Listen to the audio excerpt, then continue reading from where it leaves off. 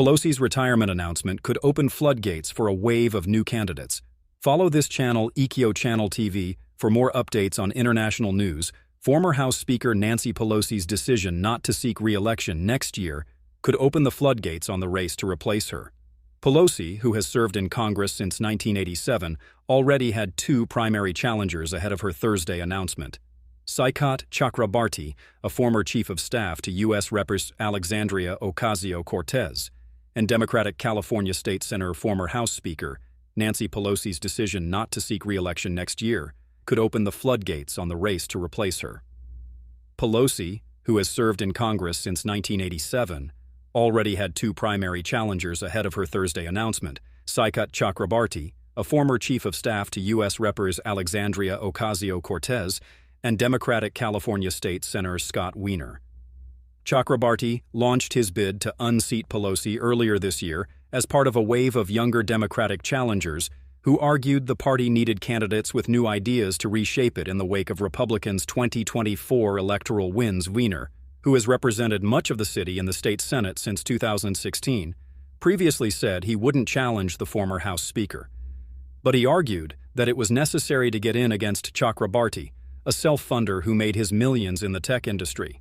"I never wanted to run against Nancy Pelosi. I have enormous respect for her. I think she walks on water," Wiener said in an interview. "But there are limits to how long you can wait. At some point, you need to get into the race and start making the case to the voters."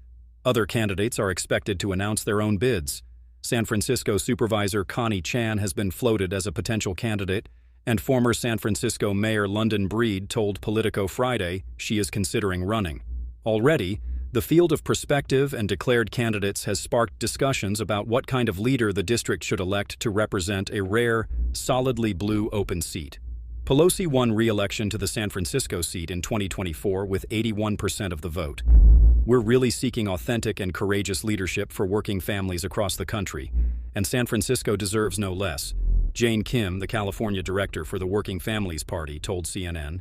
"It is a generational chance for a bold new voice in Congress for the city by the Bay, and we look forward to a robust endorsement process." Here's how the field is shaping up so far. A tech millionaire and progressive activist, Chakrabarti, launched his campaign to unseat Pelosi in February, arguing that while he respected what she had accomplished during her career, the Democratic Party needed new leaders who could meet the current moment. He helped kick off a wave of young challengers who argued the party needs to be completely overhauled. He praised Pelosi for deciding not to seek re-election.